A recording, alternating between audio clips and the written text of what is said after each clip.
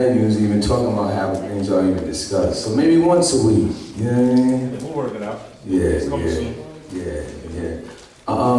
First and foremost, my name is Brother Kedar Bey.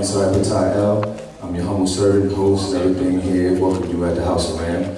House of Ram is reawakening the minds. And as always, we're always humbled to have Grand Sheikh Taj Tarik Bey and so many other nobles and noblesses in the building. So I say Islam, Hotep, Rahobad, Ashe, peace.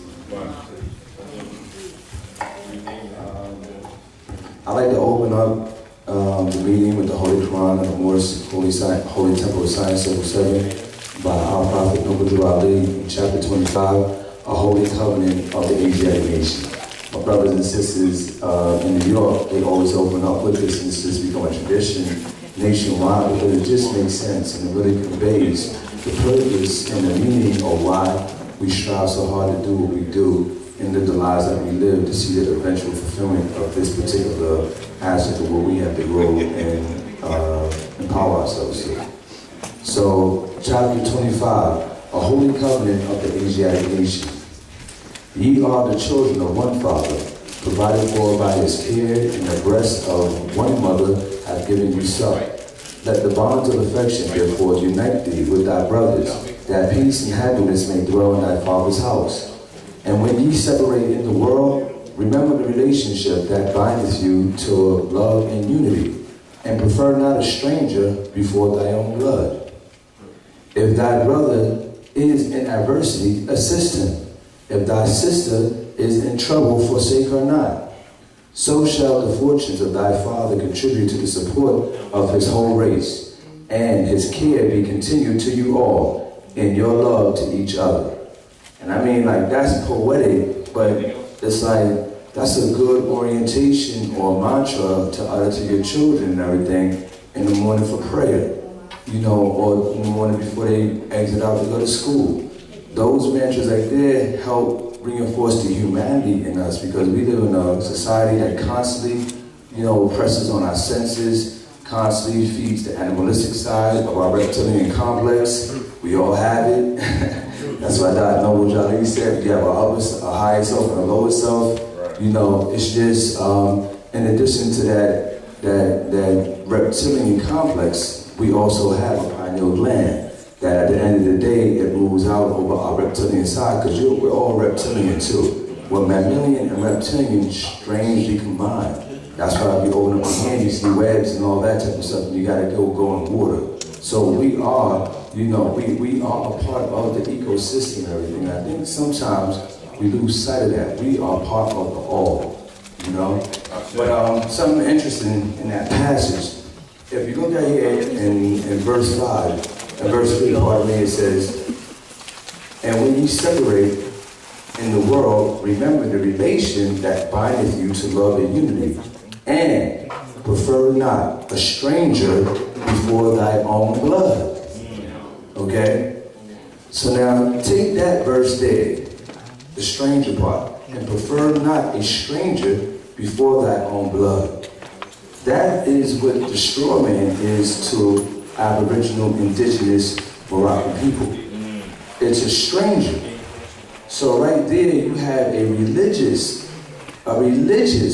basis for detaching itself from the social construct and transmitting utility that was placed on us by birth without our own consent. We were too young to consent to a contract that nature. So we were pledged by way of our footprint. And there wasn't full disclosure. Pardon me, I just turned this phone off. I'm breaking my own rules. But there was no full disclosure there to the family involved, and therefore there can be no binding of us to those unlawful contracts. Because if you notice, as I was discussing with the brothers, whenever they come after a Moor, especially when that's in his status, in his free national status, they never come after your nomen or your free national nomen or appellation. They come after your straw man. That's right. So many of us, we weren't blessed to, you know, have these noble attributes placed upon us, and I think as badges of honor as children, And this affects us when we nationalize it. But they never come after the year of free nationalism, they come after destroy it. Okay? So you take that verse there, and then contrast it with Proverbs chapter 11, verse 15. Okay? And you're going to see a very strong correlation. Okay? So when you go to Proverbs, it reads, he who is a surety for a stranger must wise for it. Okay? But he who hateth suretyship is sure. That's Proverbs chapter 11, verse 15. I said. Okay? And who is the writer of Proverbs? Solomon or Solomon. You know what I'm saying? You got a bloodline too, according to the mythological writings and stuff like that. That's mythological maybe in story, but they are factual in terms of trying to convey a specific bloodline and region and way of governing and human experience. It's actually prophetical because, we wrote things in advance. As indigenous people tied to the cosmos, we have the ability to see forward. That's called, that foresight. Those are the highest senses that we possess. Did y'all know that Benjamin Kedar Bey, he was also a seer, in addition to a great, architect, laying out Philadelphia and Washington, D.C. methodically, and writing the world's first almanac by hand. But he did something unique when he wrote the almanac.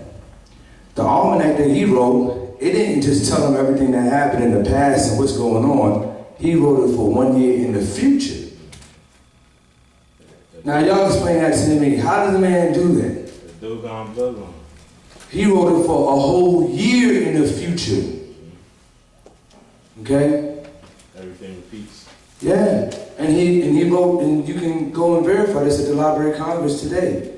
Take a youth trip and everything to go visit and see the writings of Benjamin Kedar Bey, the author of the first almanac. His picture's on the cover of it. Okay? It's there. They're hiding our nationality in plain sight. Okay?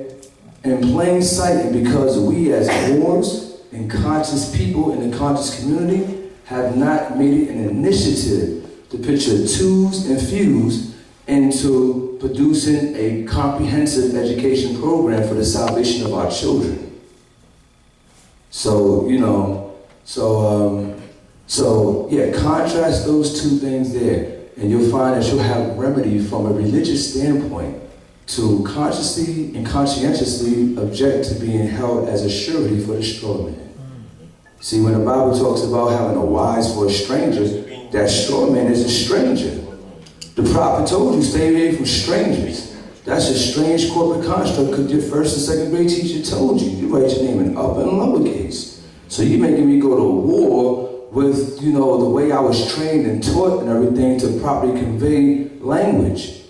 Okay? It's either upper and lowercase indicates natural beings, living souls, natural persons, or you're going to lock me into being a corporate construct.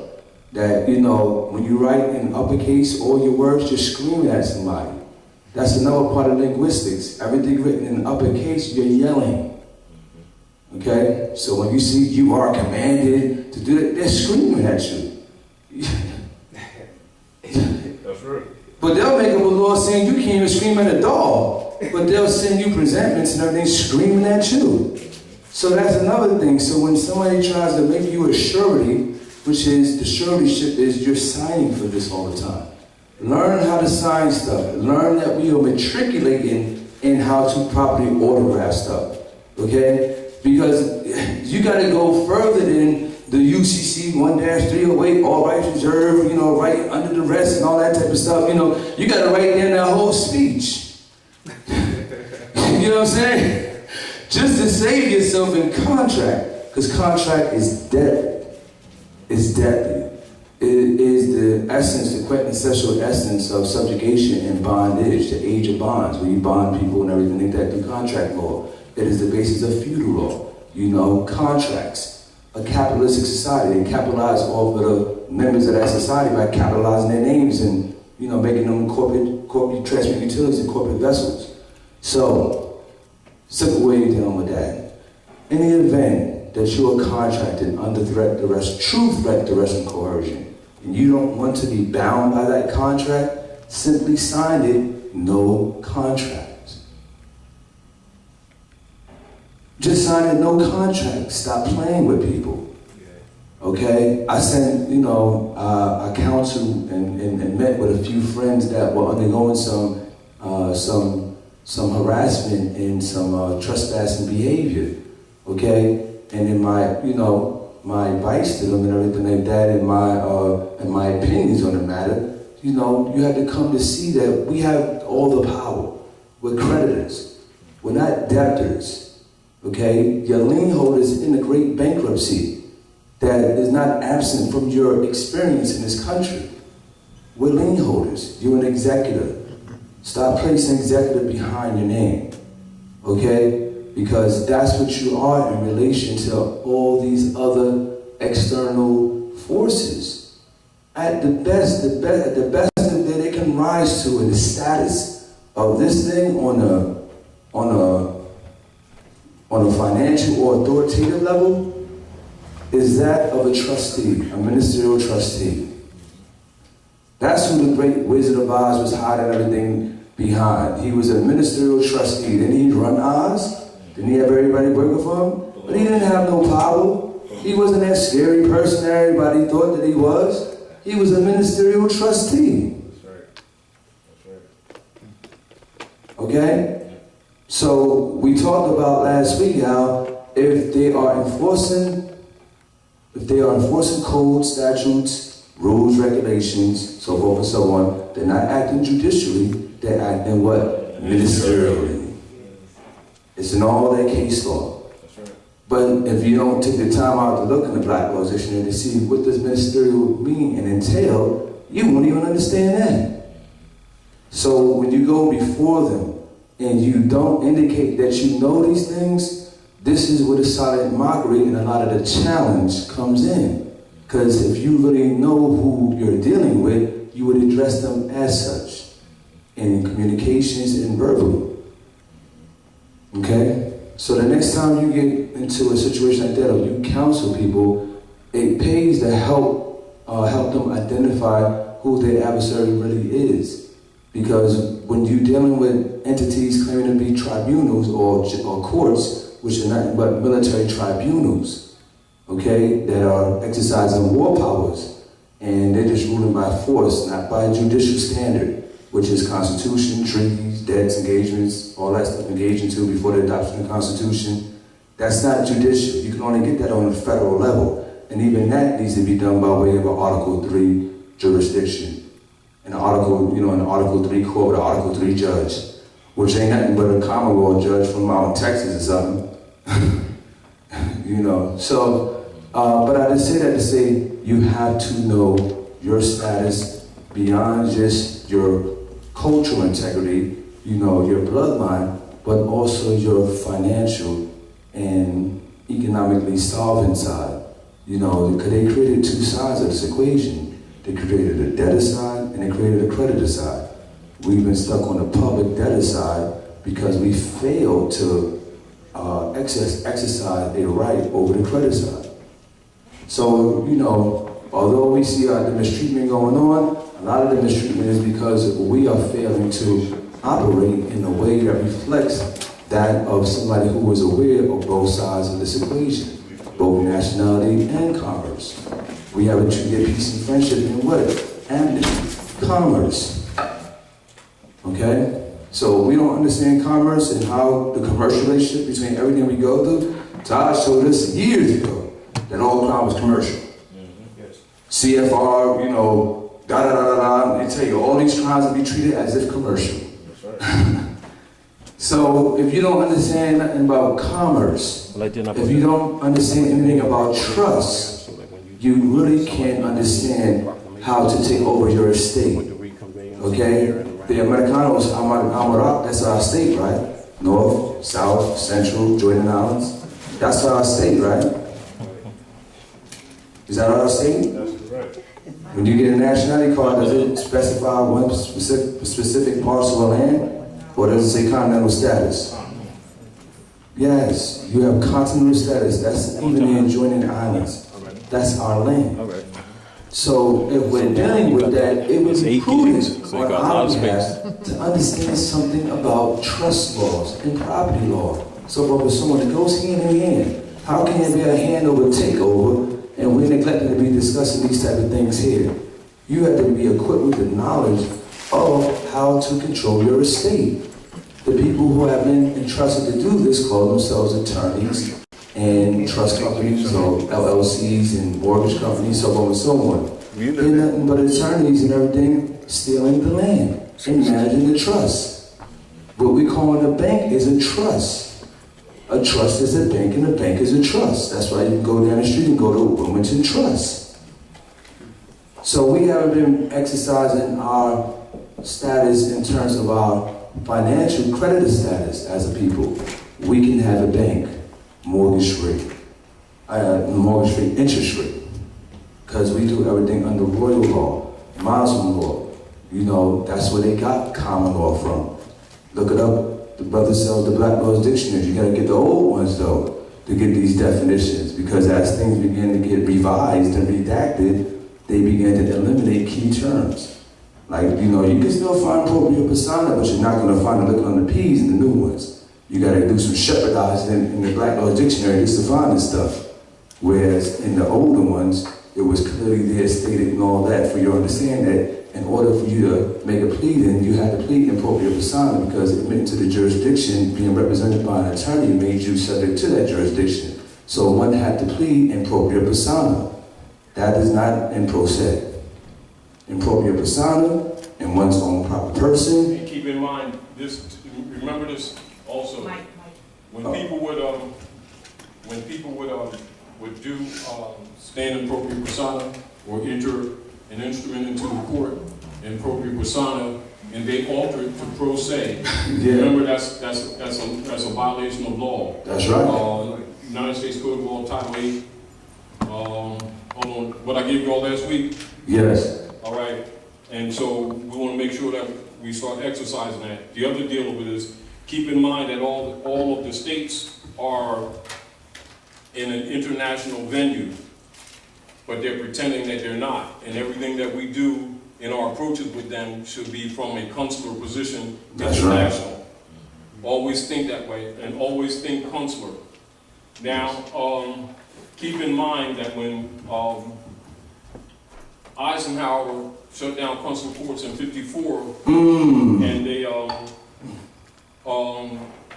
then they released jurisdictional claims on the kingdom side of Morocco.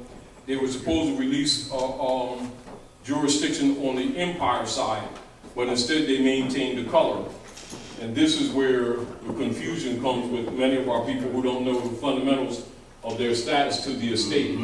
Now, and this is back into people really understanding when Drawley said, might be 100 years before you understand what I've done. Yeah. It is because they have to, and it's back to where you're talking about claiming the estate. They need to understand their estate. They need to know their estate. Yes. They need to know that they have one. Yes. And this is back where they have to be reassociated mentally and politically and socially with the land, etc., because we're the landholders, we're the free. Yes. And you can't, and anybody else who claims to be a creditor is only making a fraudulent statement. That includes Europeans who may have had the advantage of knowing this information, and now they're claiming their sovereignty groups, etc., which we don't, we don't blame them necessarily, but they're not Americans. Right. And the deal is they're still trying to make a claim of a sovereign right or an estate right of creditor that only belongs to the indigenous people. Our failure is by us continuously claiming to be Negroes, blacks, and coloreds in law makes us incompetent. And so therefore they have to declare their nationality in order to have a legitimate claim on the estate. It's already theirs. That's right. But this is the responsibility of competency. That's right. We're not competent to take over that affair right now because we understand nothing about a trust.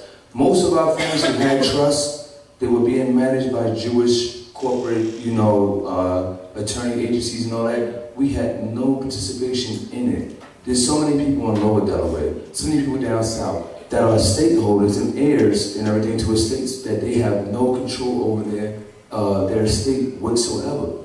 That's criminal. Now, the greater criminality is because they've been controlling it. But people amongst our own, for not really teaching and having our people marching around, praying around, dealing with civil rights diversion when they should have been teaching them nationality. And this is another reason why Obama, and this is redundant, this is another reason why it was necessary for Obama to go to Hikupta, which you call Egypt, and declare to the world that the United States Constitution is derived from Muslim law. And at the same time, his wife was still being presented with him. She triangulated, went to the Alhambra, the last stronghold of the Moors before the Europeans turned the world upside down. And then they came back and signed the rights of indigenous people, and where the international community is backing up everything that Raleigh said. Now, so we have to be cognizant of that, but also keep in mind that the international community charged all church groups, all civic groups, all local civic organizations to dispense this information to the people at all costs. However, the fraud continues because they have not done so. And what is happening, it gives the appearance that when people come to venues like this, that the venue is unique when it should not be unique. It should be commonplace. It should be commonplace. Now, the deal of it is, the other fraud is by our people being trained to identify themselves by their belief systems. They have a tendency to lock this information out, thinking that it has nothing to do with them because it doesn't come from their club or their belief system. However, it is both their political and economic salvation. But they have to competently comprehend that there is no movement of monies because there has never been movements of monies.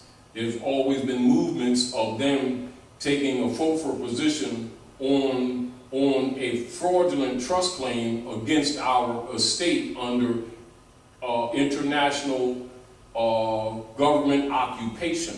And so you must look at them as an occupying corporate government operating off a closed account because it doesn't exist, pretending to be Americans, and therefore having control of the Moroccan estate because the Moors keep claiming to be black people.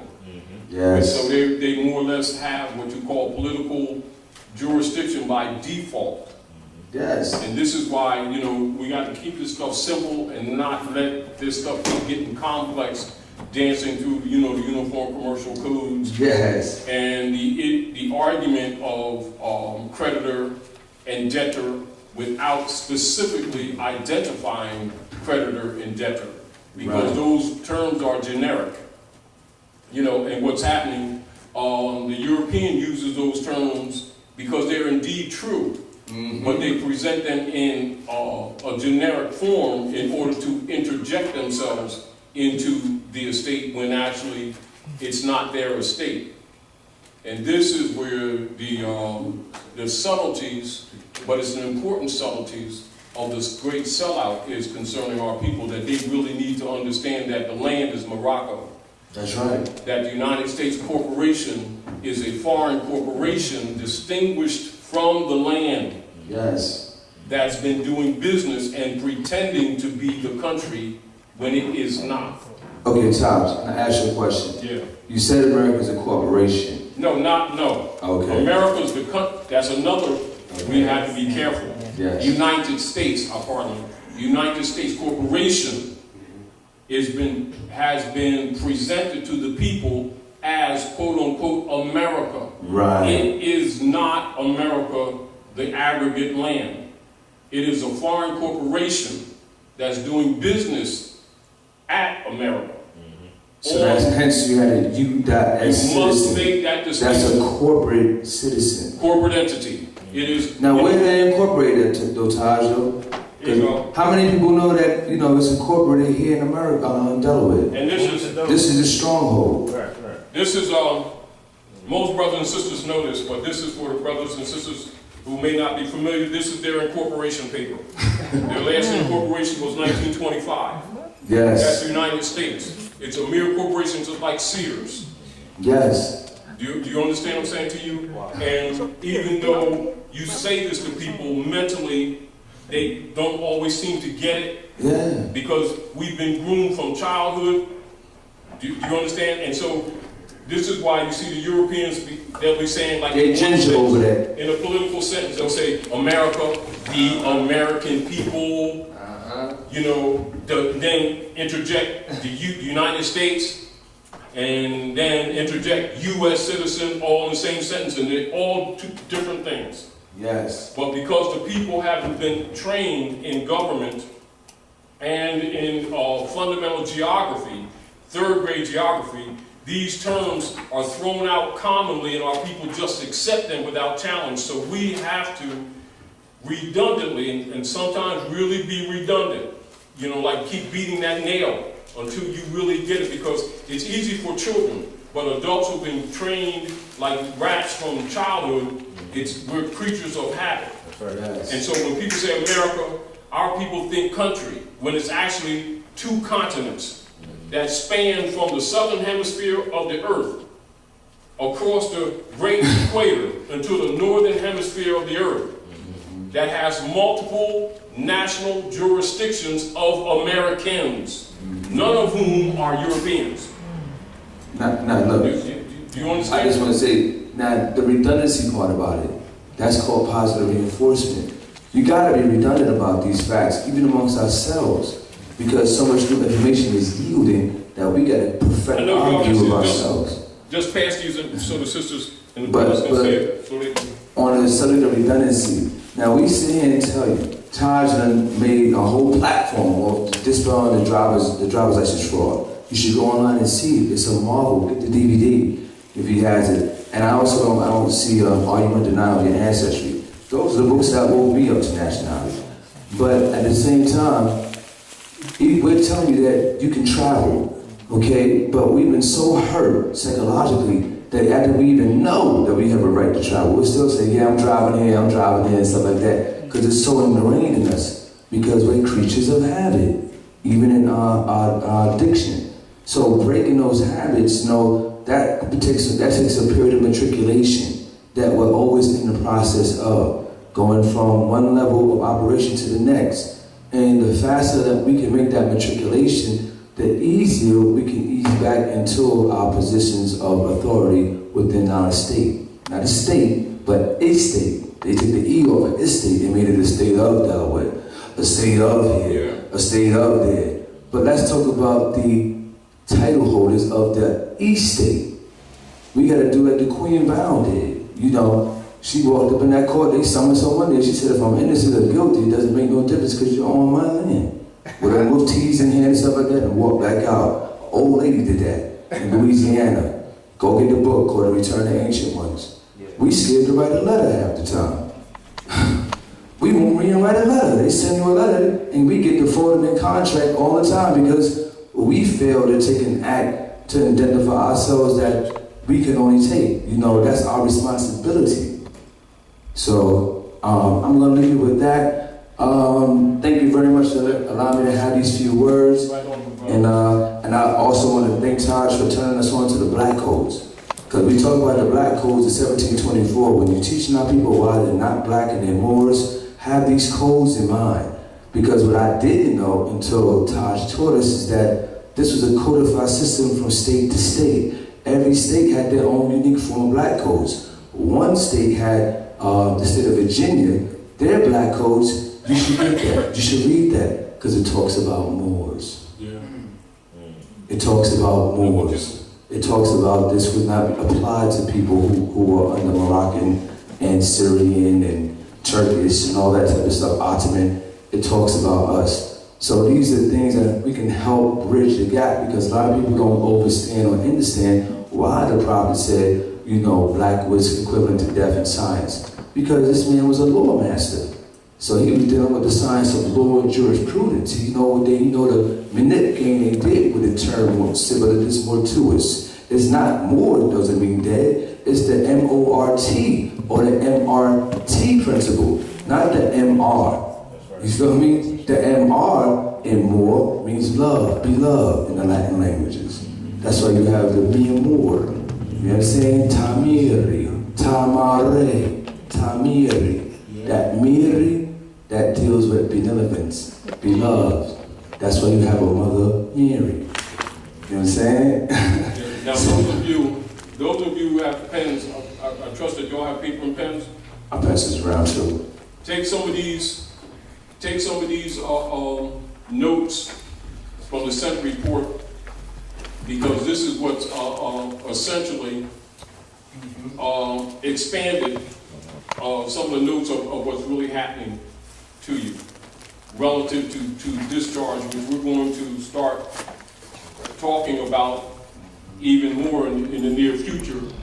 And as Brother Paul was talking about earlier, we're going to have to focus on dealing with our issues on an international perspective, an international venue. Because as you wake up and as the people are getting more active and starting to shut down some of these small venues, they're increasing their actions of color to deny due process in spite of the international community.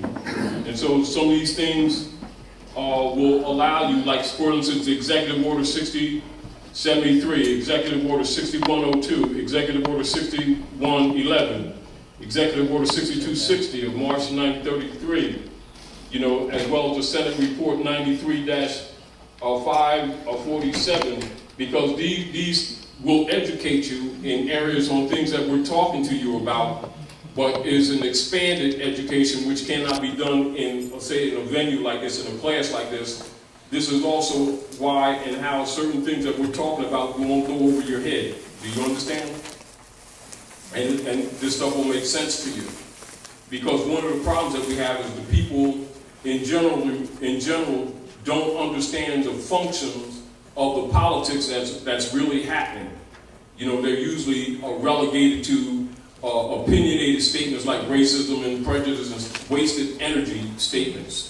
You need to know what's really happening, and you really need to know how to begin to counter, but understand the reality. One of the reasons why they created the corpse, and understand when you're dealing with etymology, you're dealing with the etymology or the nature of language. And the corporation that was established in 1868 is a corpse. That is creating death, or what you call a bureaucratic zombie. And the bureaucratic zombie is the 14th Amendment Negro. They needed us to agree to be that. It's really a corpse. So you look up corporation etymologically, and you see it is synonymous with corpse. And so to give it the mysticism, they gave it life in order for they could claim all things that lives within the corporate entity. This is why this is what the straw man is, that's demonstrated in the Wizard of Oz. You know, and the lion represents the tribe of Judah, which is these are people who are really the Yahudi, or those who cross the river. This is the great super devere that you see in chapter 47 of the Circle 7 Quran, which demonstrates the estate of the Moors.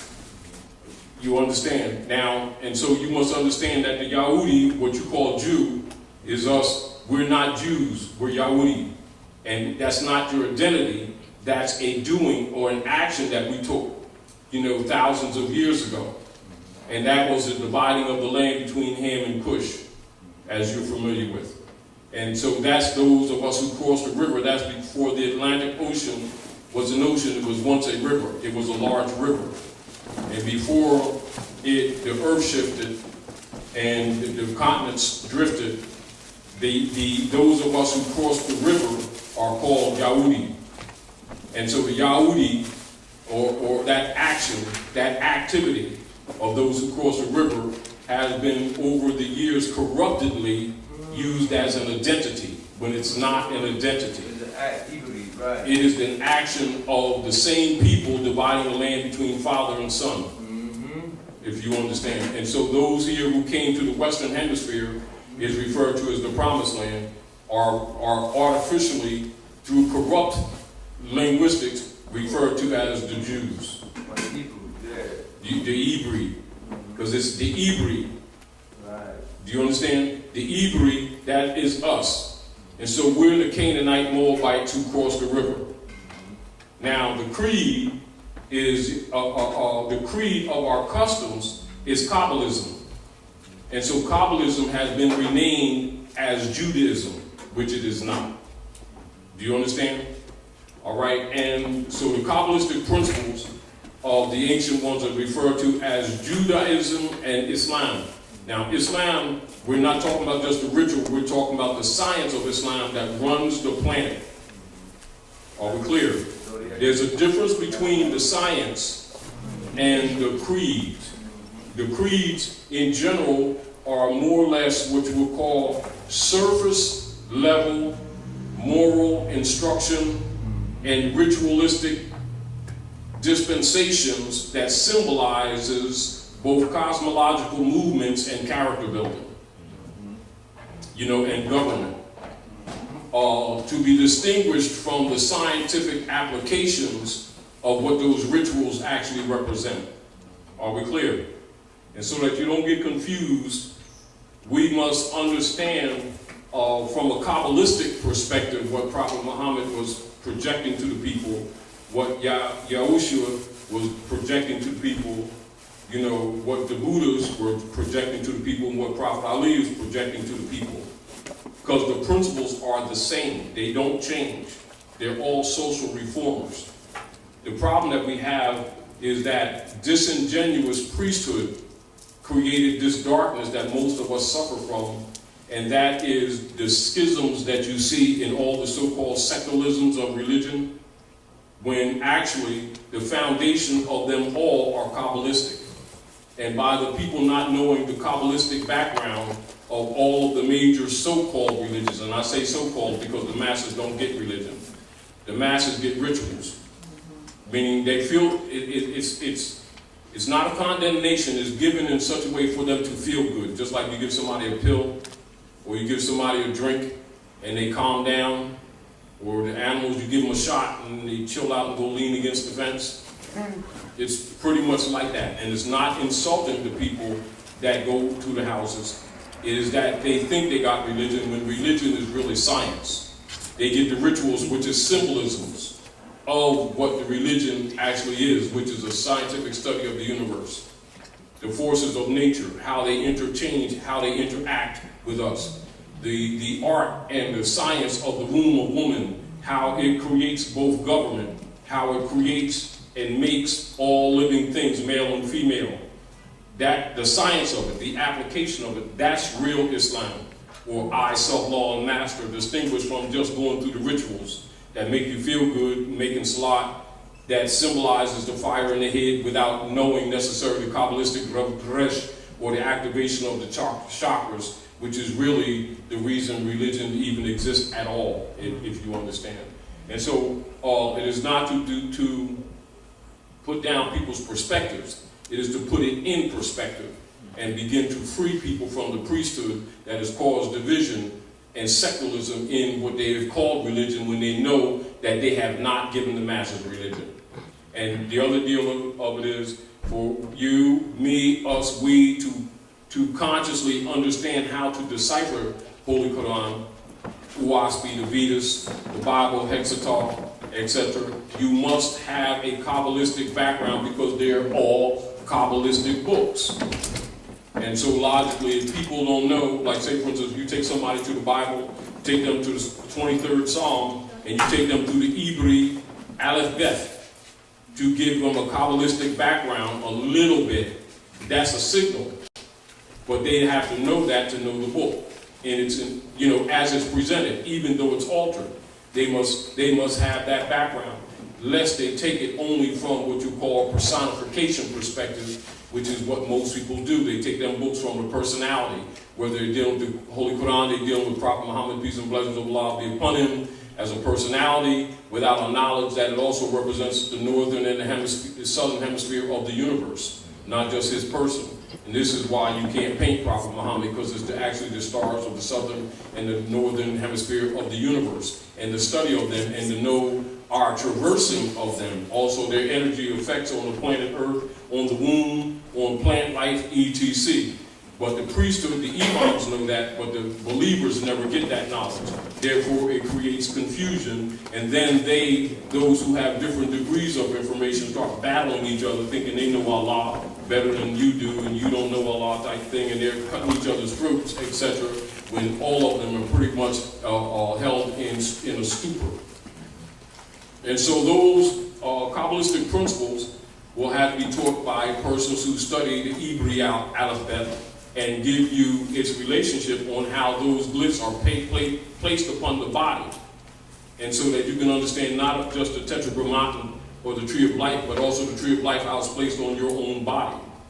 And including understanding why the circumambulation of the 7 circles counterclockwise are made around the cube of Kaaba in the holy city of Mecca, harmonizing with the 7 golden candlesticks in the book of Revelation. They're not different, they're the same thing.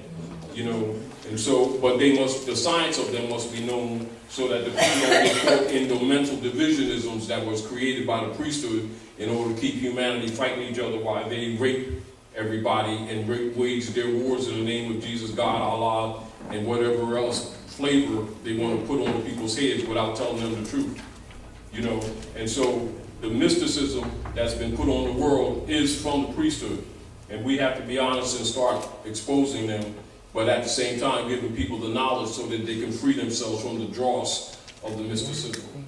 Meanwhile, we must stop the bleeding in our community by giving them a knowledge of how the politics really functions, etc. Because once the people understand how the politics really functions, women by nature will begin to gradually get back into their proper place on the throne of the man. Because the throne of man is actually man itself, or the manifest of the being, is not only means this, but it also means the throne from which Allah sat on, and Allah is actually woman, and we are her son, you know, because man and Allah are one, but actually Allah is woman herself. So the deal of it, the real deal of it is what has been given to the masses is not what the priesthood and the imams really know for their selfish selves. You know, and so we want to have to get past all the BS and get out of our egos and our vanity and go back to the state of mind of our ancient mothers and fathers and begin to solve the problems of humanity for real, and stop dealing with emotionalism and dealing with drug prayers. You know, mental drug prayers, calm yourself while you're getting screwed and pretending you're not in pain. Well, we got to stop that crap and start bringing some solution. And so the first thing that we must really do, and is very uncomfortable, is dismissing the priesthood, who is the source of most of these problems. Because they know the truth for their selfish selves, and they have been given the rituals, but not the real truth. And rituals means math. But I guarantee you, most people don't know the math. Like say, for instance, you can get people, you can put a menorah up there, and most people will respect it. You understand? They can even do the Afrocentric Hotep stuff and put 7 candles up there, and people will respect it. You ask them to give you the orbital planes of each one of them Eloah, and they'll cross their eyes all across because they don't know what the swell you're talking about. You know, you take the brothers and sisters making the Hajj, going around Kaaba, which is the cube, 7 times counterclockwise. You ask them why you're going counterclockwise, and ask them to name the energies of each one of those circles, the quality, the distance, the veracity, the alchemical metal, the vibrations of the color, and the names of each one of them lords, and most of them couldn't tell you because they're never told by the imam.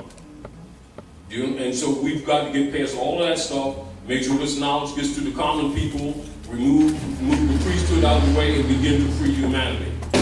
And this is fundamentally at the basis of Noble Drali's instruction. This is why on the nationality card, he puts on the nationality card, we all honor all divine prophets, you know, Ali, Muhammad, Buddha, Confucius, etc., because you're supposed to have all the Kabbalistic knowledge of all of them and find the common stream on which the principle of Prophet Muhammad brought all the unity of the law back together. And Prophet Muhammad is the prophet of the uniting of Islam, but they need to know what that really means and not just some emotional thing where we make salat. Because he brought the science back to the people and dismiss all the crap that the people put on top of the science. You know, and so this is the real reason why they ran Prophet Muhammad out of Mecca, because they didn't want the truth. And so what's happening is that the people who actually ran the prophets out are the people that's really teaching the people what they think religion is. And this is why the world is corrupted today.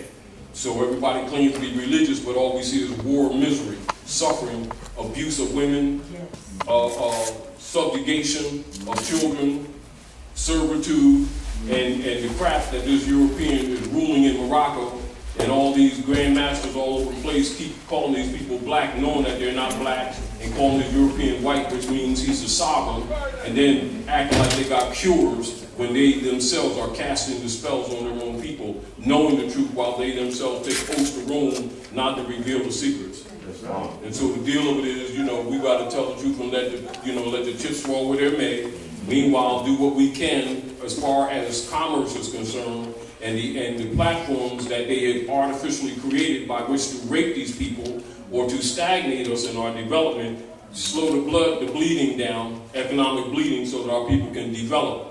And then get enough information to enough people where in their little study groups outside of these venues that this information can be spread, you know, to both the family members and others in order to bring them up by degrees of competency so that they can begin to stop the bleeding in their respective communities. And by virtue of that, that's how the vampires are going to die. Because if we stop feeding them blood, they can't live. Wow. You know, because that's really how it's going to work. You know, it's not going to work by us just being, you know, our people really need this and really need that and feeling all good about it and feeling all, you know, merciful, because it ain't going to happen because they're not merciful. Because these people are vampires and they're on both sides of the aisle too. So don't get caught in this, you know, that black and white game. That's a diversion game. You know, you got to look at these people by their spirit, but you got to know how to look at them spirits. You know what I mean? Now, and don't get it confused, because a lot of these Europeans are letting the information out because they're trying to save themselves, not because they're all of a sudden moral. However, you know, don't rebuke them. You know, hey, yeah, it's cool that you're blowing the system out, but it's only because the middle class is being destroyed, and this is why they're dropping stuff out. But keep this in mind: it must be known by you that the only creditor can be an heir to the lost estate that Noble Raleigh talked about. And this is why he says to the Moors, if you don't do anything else, declare your nationality. That's right. Because ultimately, after everything crashes, because it's going to crash, because all these processes, all these commercial instruments that they have, all of these, you know, dancing through the hoops that they've created for these people to try to preserve themselves, you know, some of these things we go through by default necessity while the people are learning. But make no mistakes about it, you will not be doing these things forever. Because all you have to do is confess your own. And when you confess your own, because this is what's happening. As the nations of the earth turn on Rome, because they're going to turn on Rome, and they're going to stop doing business with them, you know, which is taking place as we speak, including the fact that even their allies are going to start turning on them because they're going to recognize that they played them too. You know, so there's no honor amongst thieves. And the only thing that's held them up is that they've created bonds against our estate and have been selling them to other nations to keep this fake boat afloat. You understand? This whole purpose of Yeah. They finance this whole takeover, corporate takeover, through the manipulation of our birth certificates and everything, trading them. That is the goal. When you see that weight of your child on that birth certificate, that is the weight and goal. So we are the gold standard in which this country operates under. That's what they pledge as the public debt. And keep in mind now, and this is what must be important, is that the U.S. corporation, that's their private fake debt. There really is no debt. The debt is artificial. And this is the reason why this thing has gotten so bad. This is the reason why Pope Francis did the motu proprio, the apostolic letter, you understand, and it's tossing them under the bus. Did you, Yeah. did you see this? Did you see the second one?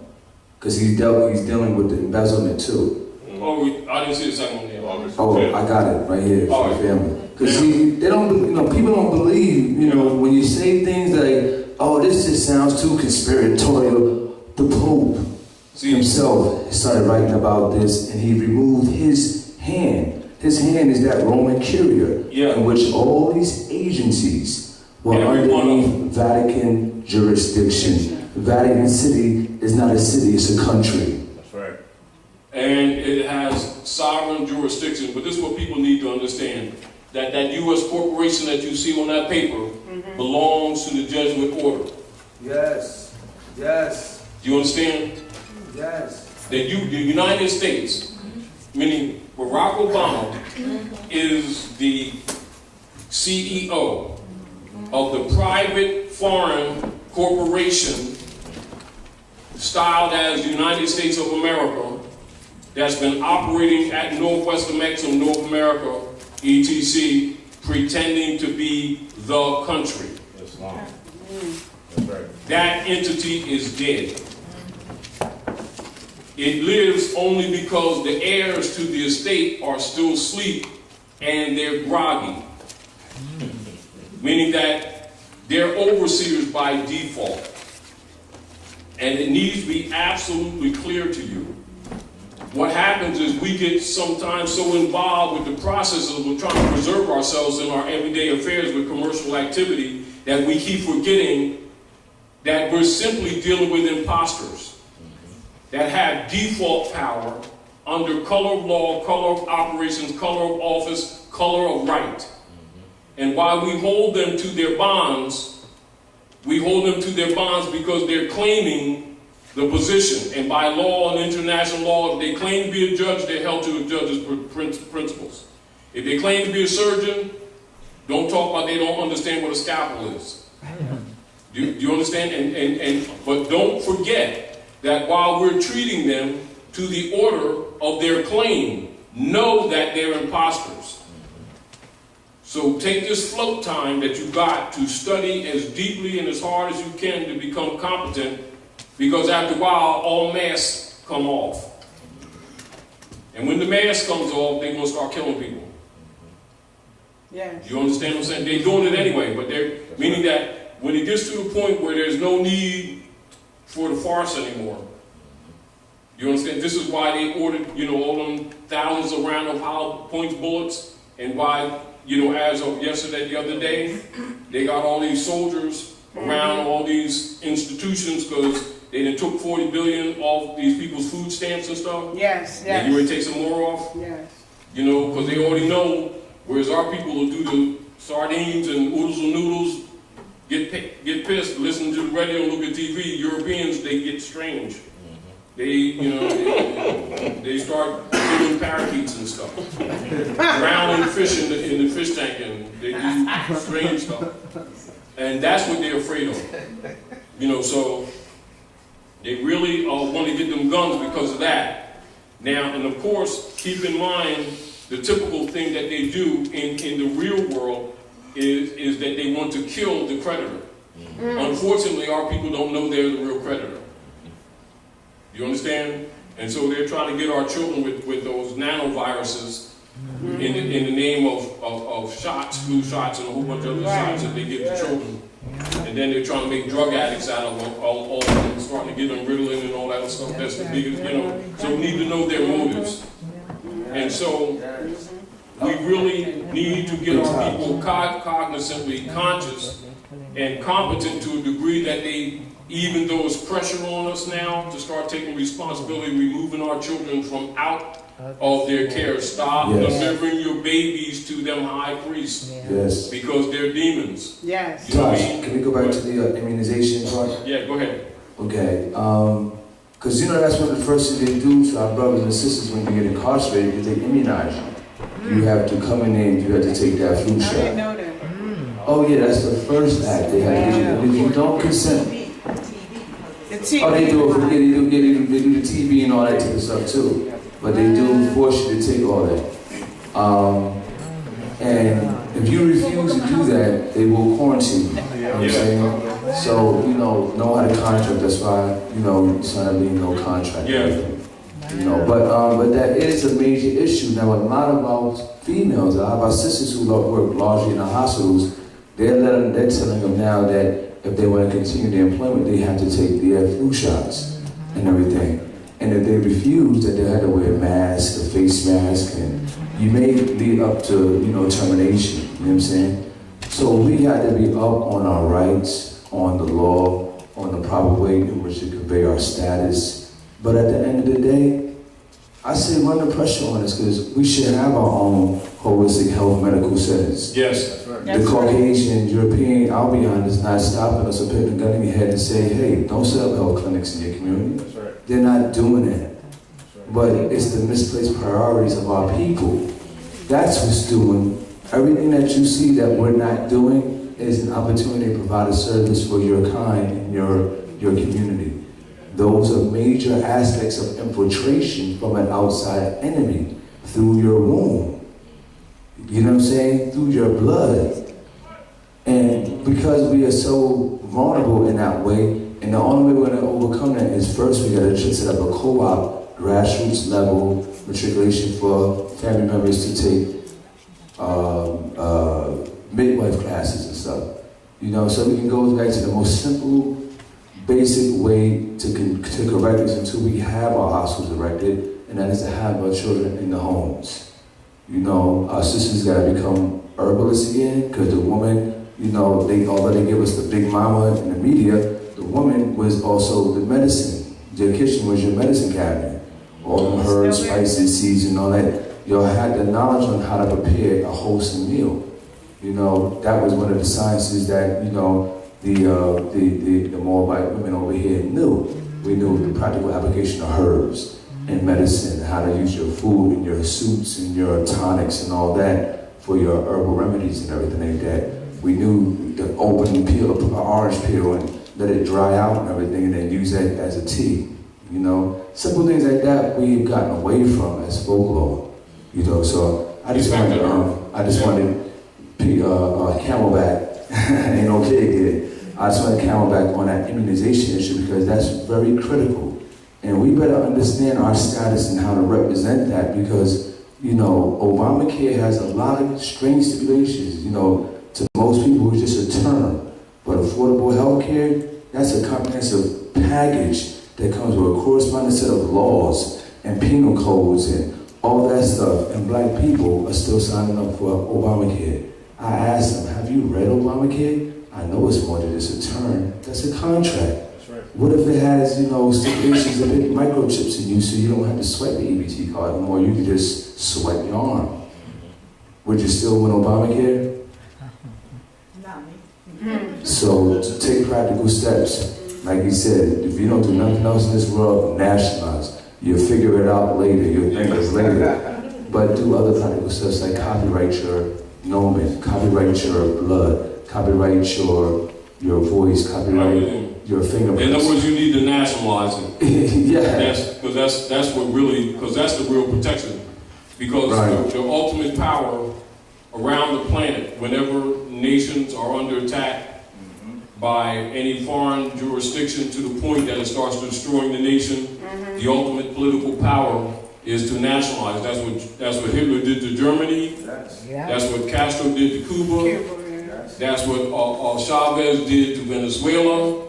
And the other brother did to Bolivia, and that's what's going on around the world. Even though the principle was brought to us since 1913, unfortunately our people have not been educated properly to understand the political power and the purpose of nationalization. And so I'll remind you to look at those dynamics, not necessarily all the things that occurred, but the fundamental political dynamics to understand what is necessary for your consciousness to be in for your political protection. Because if you're not national, they're going to cook you. When it all goes down, that's what they plan on doing, eliminating the population. And anybody's not in the honor of their mothers and fathers is like a rabbit in the field or like a ship on the water that has no flag. It's abandoned. And anything that's abandoned, they're going to claim or sink. You know, and they know this is coming, and this is why they've been entertaining admiralty law on the land, and this is also why they trick the people into getting state marriage licenses that would sell the womb to the corporate state, and then they would claim all the eggs to the womb. And this is the reason why they've listed all the children as wards and kicked doors in 2 o'clock in the morning, taking people's children without a court order, because they already have a claim on them. You know, and this is why they deal with the birth certificate as distinguished from B-I-R-T-H as B-E-R-T-H in shipping. And this is the transfer of the birth certificate to the popes of Rome via the corporate state and the preachers who are overseers who know that they're selling these people and pretending that they're loving Jesus, and they're really delivering these people to the popes of Rome under Article 3 of the Secret Treaty of Verona. The entire clergy are servants of Rome, pretending to be servants of Jesus. You know, and this is why it's important for people to know about the Secret Treaty of Verona, because they have this blind faith in the clergy, and the clergy are really agents for Rome. And Jesus is the password. Jesus means justice, but it's a password because there's no J in language until 1500s. I mean, 1500s. And this is why they hide the knowledge of Yahushua. And this is also why, even in the Muslim world, they hide the knowledge of Prophet Muhammad and just give you hadith. You know, so a lot of this corruption that's going down on the planet, across the planet, it is your duty to solve, because you're the direct descendants of the ancient Moabites, and even though you've been knocked down to the bottom, from a divine perspective, you're going to have to reteach the world. And therefore, certain keys are going to be given to you to wake up your ancient memory that you don't know you have. Now let us go over to Jus Cogens. Now, Jus Cogens, this term connoting a rule of law which is peremptory in the sense that it is binding irrespective of the will of individual parties. Keep in mind, pay attention to this, y'all, because you're going to be dealing with this. Are we clear? So I'm just telling you. So write this down, Jus Cogens. So this term connoting a rule of law which is peremptory in the sense that it is binding irrespective of the will of the individual parties, in contrast to jus dispositivum, which is a rule of being, hold on, let me go ahead down, modified by contrary contractual engagements. It is not one of classical Roman law, though it was employed by the Pendeces. Now, though occasionally employed at an earlier date, and every word that you're not familiar with, write it down, do some research, because we don't have time to go through all the details with you. So you're going to have to educate yourself. So though occasionally employed at an earlier date by international law writers, the term gained general currency only with its employment in the Vienna Convention. So keep in mind these keys. So I'm going to try to emphasize certain things just so that, you know,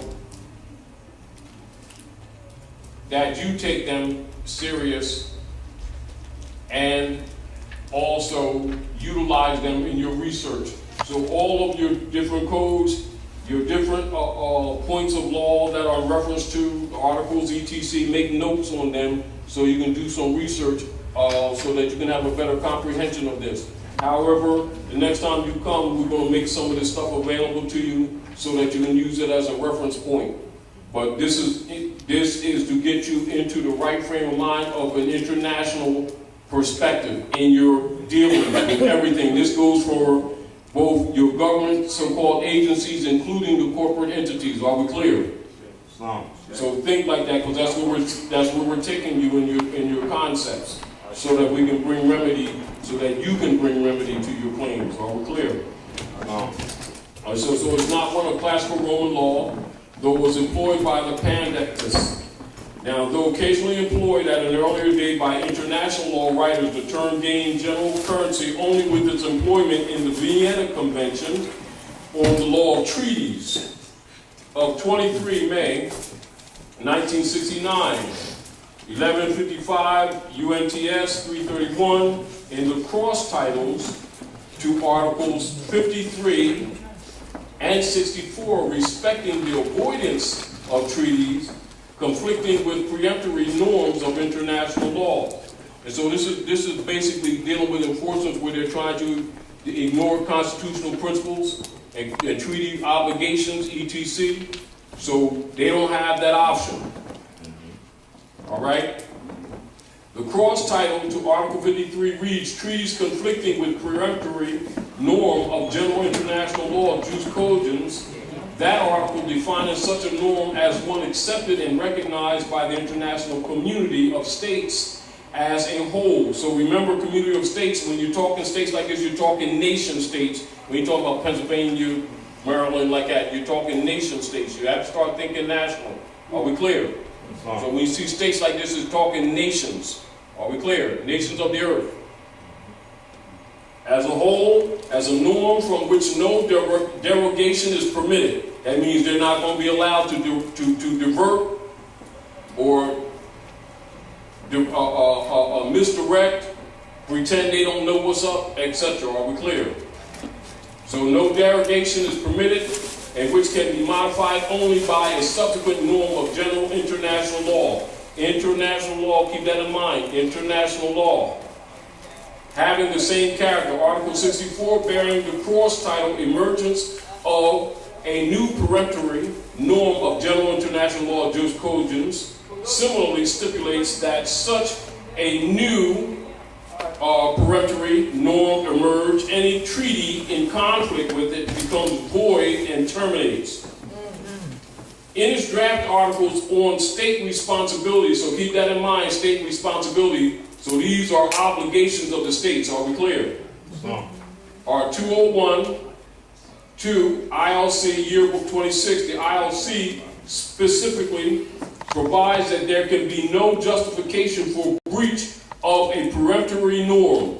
This means they can't make any excuses why they keep breaching. This is where they've been violating when we've been dealing with them, and they've been trying to force us into standards set by the Bar Association of England, meaning using legal size instead of lawful legal paper, and using business size, etc. Trying to alter your documents, calling you pro se when you're in propria persona, trying to act like your papers are unintelligible, etc. That's a violation of international law. Are we clear? Clear. So we talk about jus cogens. All right, and so the ILC specifically provides that there can be no justification for breach of a peremptory norm of the general international law. Article 6, it is not, however, wholly undisputed that these provisions of the Vienna Convention, think Vienna Convention, all right, reflect customary international law, or that the notion of jus cogens is recognizable with the general theory of international law. Equally, it cannot be claimed that there is any general agreement as to what, if any, are the rules of the international law at present having a peremptory character in the sense described. Nonetheless, there is judicial recognition that some norms of international law have peremptory status, such as reservations to the Genocide Convention, case 1951, ICJ, Rep 15, and the crime of genocide. So keep that in mind, the crime of genocide, where they try to injure you in any kind of way, where they're making it difficult for you to have due process, that goes under genocide, not just the physical killing. Anywhere where they target individuals for exercising rights or entertaining rights